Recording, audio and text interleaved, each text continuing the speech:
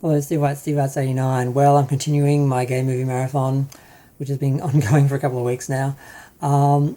Just watched Cowboys and Angels, which is a 2003 film. It's an Irish release. That's one of the things that got my attention. It was on YouTube as like Irish gay film or something. And it's reasonably good. There's two guys who are in the city looking for an apartment, and a realtor suggests they could maybe share it together and then they could afford it. And one of them's straight, one of them's gay. One wants to be in fashion, he's blonde and not too camp or anything, but just, gay. The straight guy's pretty straight. He's kind of dull. There's a bit of criticism for him being dull. He's having trouble standing out at work and can't get into clubs and so forth. And eventually, of course, his gay friend helps him in that. But that's not like the main part of the film. It's not like, it's not like some big alien or something. But there's some nasty stuff in the film which kind of surprised me, where of course the straight guy gets in trouble, because I don't know if you know this about us gays, but we really don't. We have enough problems with homophobia and all these issues. We don't normally get in a lot of trouble ourselves. Even the gays who do the party drugs don't seem to get in this kind of trouble that the straight people do with sort of all that. And that's what happens in this film.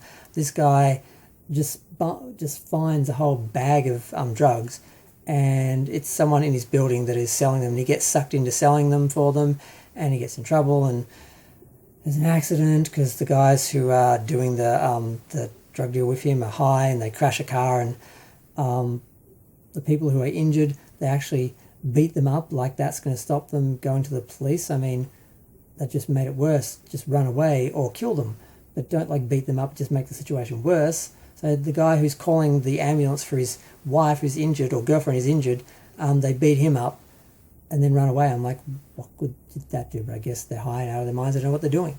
But so there's a few scenes like that. Eventually, he kind of gets out of it. There's a whole bunch of scenarios with the sort of politics of the drug dealers and the local clubs and all this sort of stuff.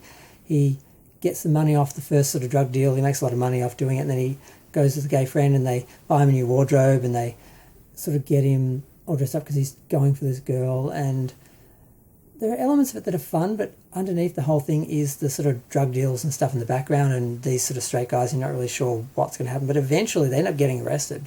But fortunately, the gay housemate, and this is one of the fears I always had, because I don't take drugs, don't do drugs, never have, never will. Had alcoholics in the family, never drank, never have, never will. And often I was always afraid of the people who would do this sort of stuff. Would I be with someone when they got arrested, and then I would get, in trouble as well, and they wouldn't believe that I don't do it or never do it, because it's so rare to have someone who never does drugs and never drinks, like myself.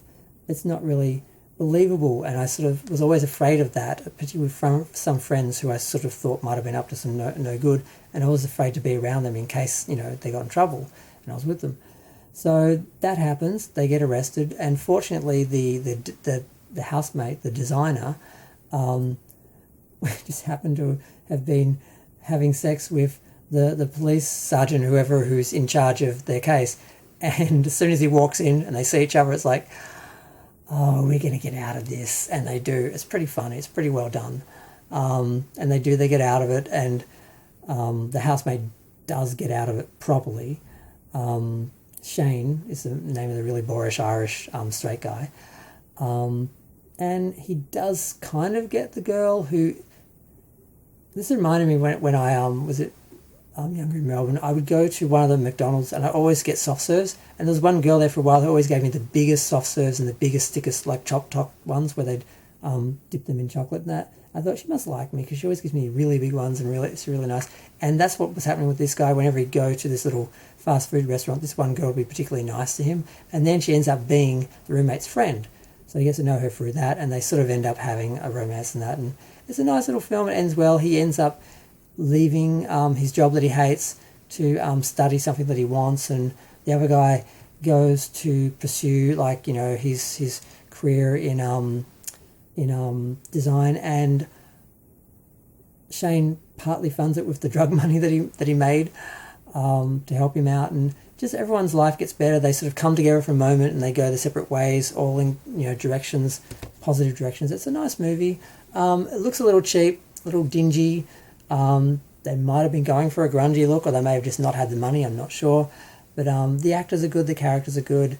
I was surprised that after he got out of the drug deals with the other guys, that he didn't throw the stuff out and there was stuff in the house. So when he was connected to them, because they got in trouble, I think he might have dobbed them in. They got in trouble. Then the police eventually came to check out his house and found a bunch of drugs, and then the housemate gets arrested too. I was surprised at that, because I'm like, I don't think if you're not doing drugs, you're not dealing drugs, you would keep the drugs that you had from like working in drug deals in the house. You'd get rid of it.